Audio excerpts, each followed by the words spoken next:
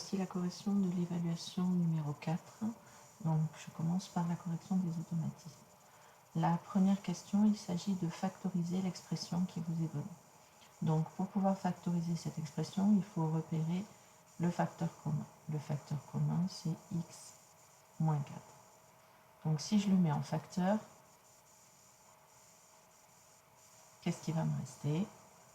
Pour la première, il me reste 2x plus 3. Moins, et pour la seconde, 7x plus 5.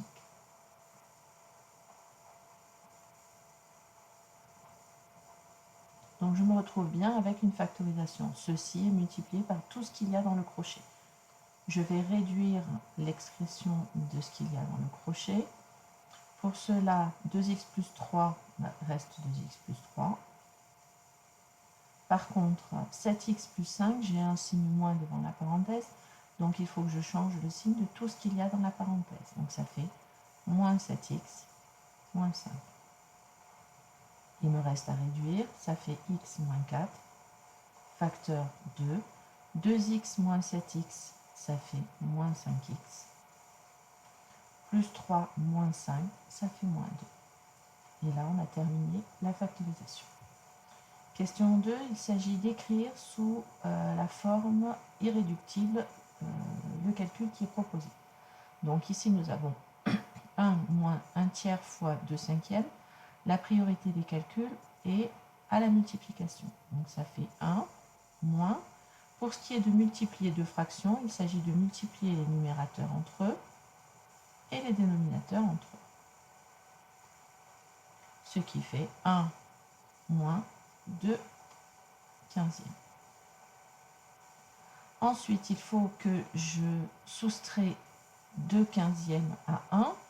Pour cela, il faut que j'écrive 1 au même dénominateur. 1, c'est sous-entendu 1 sur 1, moins donc 2 quinzièmes. Donc pour pouvoir le passer à un dénominateur de 15, ça veut dire que j'ai multiplié 1 par 15. Si je fais une opération au dénominateur, je dois faire la même au numérateur. J'obtiens donc 15 sur 15 moins 2 sur 15. Là, mes deux fractions sont au même dénominateur. Je peux les écrire sous une seule fraction, donc avec un dénominateur commun de 15. Ça fait donc 15 moins 2. 15 moins 2, ça fait 13. Ça fait donc 13 quinzièmes. On continue avec la question 3 où il s'agit d'écrire sous écriture scientifique le nombre qui nous est donné. Je vous rappelle que l'écriture scientifique, c'est en fait un nombre décimal compris entre 1 et 10, 10 exclu, et après multiplié par une puissance de 10. Donc ici, le premier chiffre significatif qui va m'intéresser, c'est le 4. Ça veut dire que je vais devoir écrire que c'est 4,597 que multiplie combien?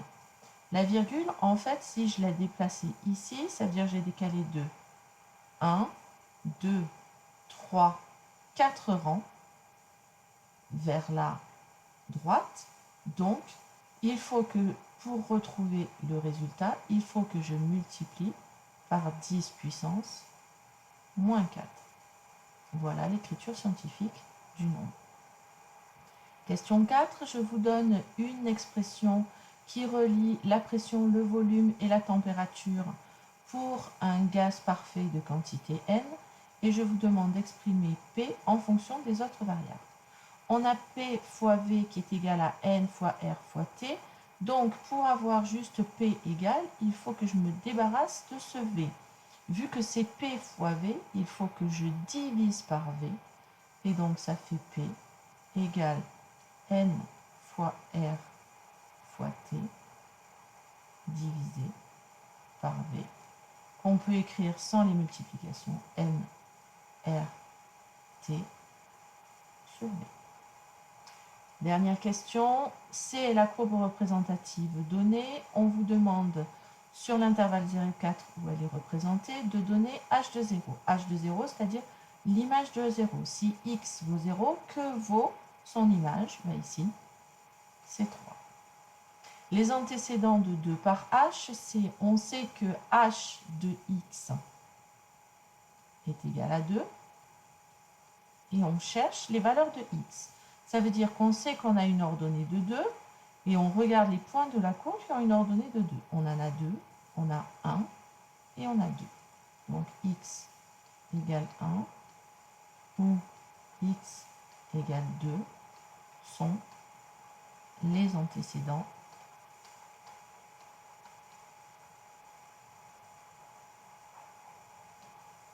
de 2 par h.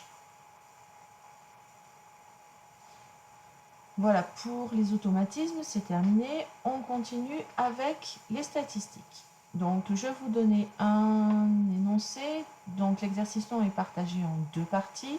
La première partie portant sur un hôpital A, la deuxième sur un hôpital B. On sait que dans l'hôpital A, le service des urgences a analysé les causes d'accidents sur une population de 200 accidentés, donc un total de 200. On a dénombré 110 hommes. 110 hommes, donc ça veut dire que ici, j'ai un total de 110 hommes. Ensuite, 7 femmes pour les 11 accidents de la circulation, c'est-à-dire que les accidents de la circulation sont au nombre de 11, et parmi ces 11, on sait qu'il y a 7 femmes. 48 hommes ayant des accidents pendant leur loisir. Donc, des hommes ayant des accidents durant leur loisir sont au nombre de 48. 39 femmes ayant eu des accidents domestiques, il est déjà écrit dans le tableau. On sait aussi que 15% des accidents sont des accidents du travail, c'est-à-dire 15% de 200, c'est-à-dire 30. Donc, les accidents du travail sont au nombre de 30. Et parmi ces 30 personnes, 70% sont des hommes, c'est-à-dire 70% de 30, ce qui fait 21. Donc, ici, les hommes ayant des accidents du travail sont au nombre de 21. Il nous reste maintenant à compléter ce tableau de manière à ce que les totaux soient justes. On sait que l'on a 110 hommes pour un total de 200, ce qui fait que l'on a 90 femmes. Ici, on sait qu'on a 11 accidents de la circulation pour 7 femmes. Ça veut dire qu'il y a 4 hommes qui ont des accidents de la circulation. Ensuite, on vous dit que on a un total de 110 hommes et on a les 3 premières valeurs. Donc, pour trouver le nombre d'accidents domestiques occasionnés aux hommes, il suffit de faire 110 moins 48 moins 21 moins 4, ce qui fait 37. Ici, 37 plus 39 nous donne le total d'accidents domestiques, c'est-à-dire 76. Pour pouvoir compléter ici, on sait que le total est de 200. Donc à 200, je soustrais 76, je soustrais 30 et je soustrais 11. Il me reste 83. Et je sais que parmi ces 83, il y a 48 hommes. Donc moins 48, ça veut dire qu'il y a 35 femmes. Donc pour terminer, il me reste à trouver le nombre de femmes ayant eu des accidents du travail. Je sais qu'au total j'en ai 30 pour 21 hommes, ce qui fait que j'ai 9 femmes. Je peux vérifier que 39 plus 35 plus 9 plus 7 fait bien 90. Voilà pour la première partie. Je suis avec la partie B de cet exercice où il s'agit d'exploiter un tableau qui est déjà complété. Donc dans cet exercice, toujours la même chose, on s'intéresse à la répartition suivant le sexe et les accidents causés qui ont été répertoriés dans un hôpital B. Donc, première question, calculer la fréquence des femmes ayant eu des accidents de loisirs. Donc, les femmes ayant eu des accidents de loisirs, on sait qu'elles sont au nombre de 48, divisé par le total, 500. Donc, 48 divisé par 500, ça nous donne une fréquence de 0,096. Donc, la fréquence de femmes ayant eu des accidents domestiques, des accidents de loisirs,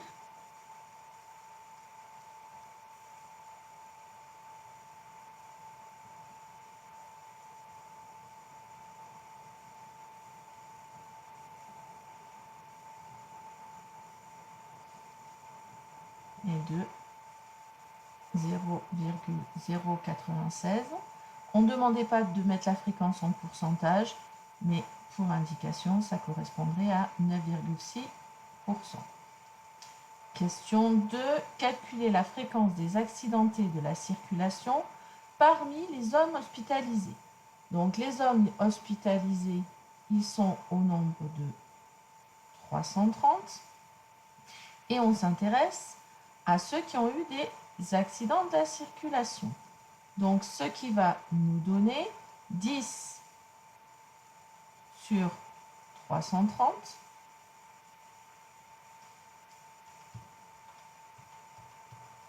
Ce qui fait à peu près 0,03.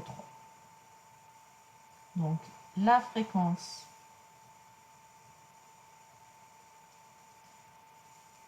d'accident de la circulation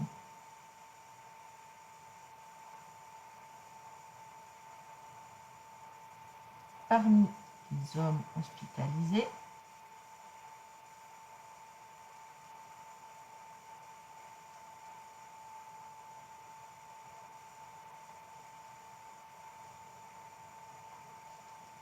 est d'environ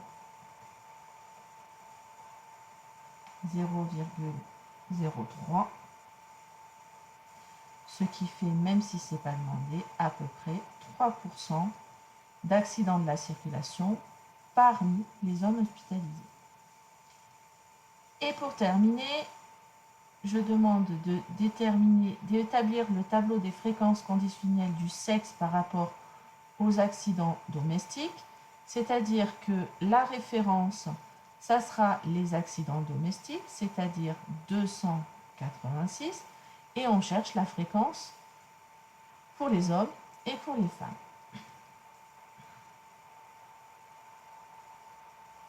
Donc là, on va faire un tableau. Donc là, on va mettre le sexe, homme, femme, et ici, la fréquence. Il s'agit d'une fréquence conditionnelle, et donc pour la calculer, on va faire 237 que divise 286,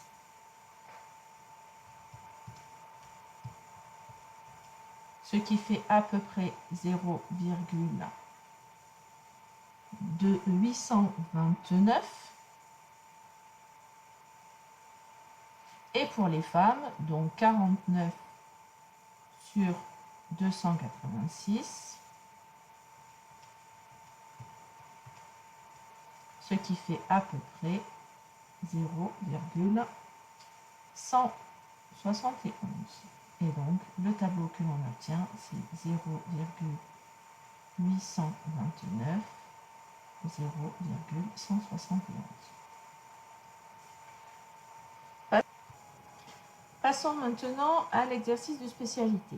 Les questions sont indépendantes. Dans cette première question, je vous donne une fonction f qui est en partie représentée. On sait que cette fonction f est paire et de période 6, et je vais vous demander donc de compléter la représentation graphique de cette fonction sur l'intervalle -6, 6. Le fait que la fonction soit paire signifie que la courbe représentative va être symétrique par rapport à l'axe des ordonnées. Ce qui veut dire que cette partie-là va avoir pour partie symétrique, ce qui donne à peu près ceci comme représentation graphique. Là, on se retrouve sur une représentation graphique faite sur un intervalle de longueur 6 qui correspond à la période. Ce qui veut dire que là, on a notre motif de représentation de notre fonction. Et donc, on sait que ce motif va se répéter. Donc, quand j'ai fait ceci, je vais retrouver le même motif. Donc, je trouve ceci et ceci. Et de la même manière, avant, je retrouve le même motif que ce que j'avais précédemment, à savoir ceci et ceci. Et voilà, on a la représentation graphique de notre fonction sur l'intervalle -6, 6, en respectant le fait qu'elle soit paire et de période 6. Question 2.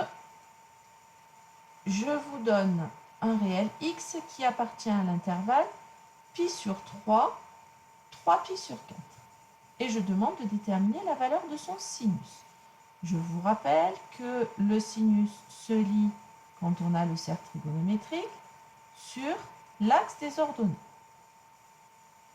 Pi sur 3 est une valeur qui se trouve à peu près ici.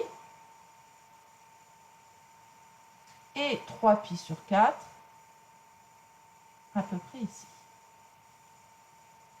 La valeur du sinus, ça veut dire donc les points qui se trouvent sur le cercle trigonométrique. Je regarde leur ordonnée. Comment est l'ordonnée de ces points-là? L'ordonnée de ces points-là, elle varie entre ici et ici. Elle augmente, puis ensuite elle diminue. Et le signe de sinus x est positif.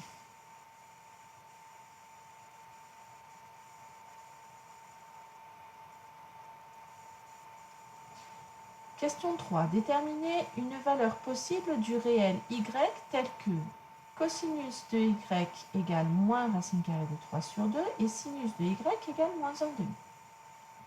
Je refais à nouveau un cercle trigonométrique. Je sais que le sinus vaut moins 1 demi. Sinus qui vaut moins 1 demi, c'est-à-dire que je suis ici. Donc, c'est des points qui vont se trouver sur cette partie-là. Je sais en plus que cosinus de y égale moins racine carrée de 3 sur 2, c'est-à-dire que c'est une valeur négative. Donc, je vais chercher un point qui est l'image d'un réel qui se situe ici. Je connais certaines valeurs. D'après les valeurs de mon cercle trigonométrique, je sais que cosinus de pi sur 6 est égal à racine carrée de 3 sur 2 et sinus de pi sur 6 est égal à 1 demi. Et cette valeur-là, pi sur 6, elle se trouve ici, sur mon cercle trigonométrique. Comment sont ces deux valeurs l'une par rapport à l'autre? Elles sont symétriques par rapport à l'origine. Ici, j'aurai moins pi sur 6. Et donc ici, comment je vais faire? J'ai moins pi auquel j'enlève moins pi sur 6.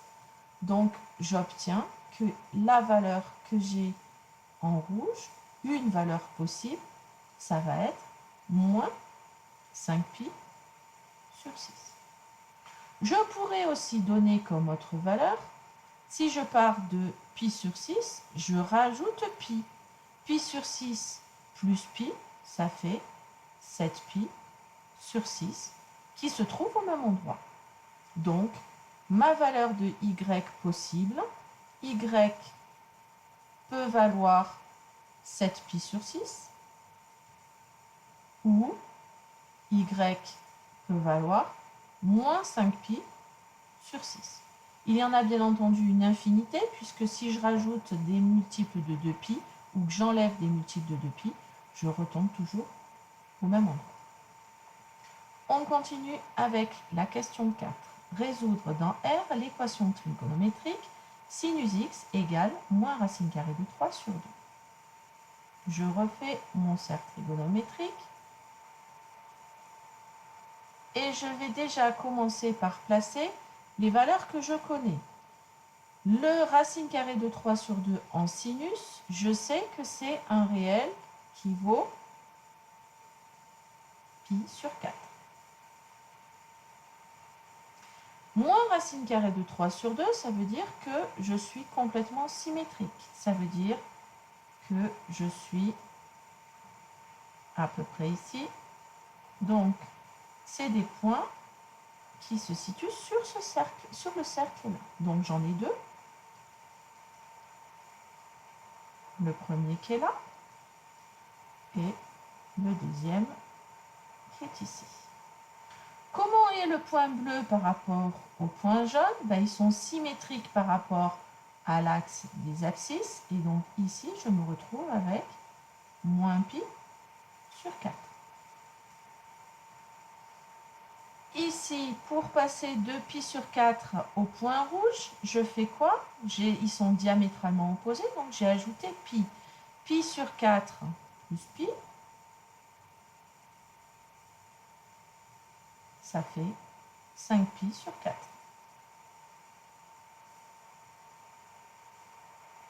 Et donc, les valeurs possibles pour x, ça fait x égale 5pi sur 4, plus tous les points qui vont me permettre de revenir au même endroit, c'est-à-dire des multiples de 2pi, plus 2 pi, ou les points en bleu, moins pi sur 4, plus tous les points qui me permettent de revenir à ce point bleu en ajoutant 2 pi. Et donc, on obtient les solutions S égale 5pi sur 4 plus 2 pi, moins pi sur 4 plus 2 pi, avec k qui appartient aux entiers relatifs. Dernière question, cosinus de x égale moins 2. Je sais que si cosinus, tout comme sinus, est compris entre moins 1 et 1 pour tout x.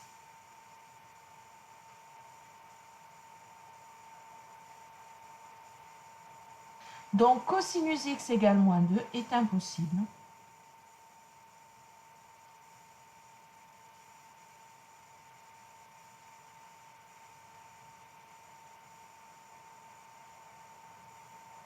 Et donc, S égale l'ensemble vide. Voilà, la correction de ce devoir est terminée. J'espère que la vidéo vous aura permis de comprendre vos erreurs.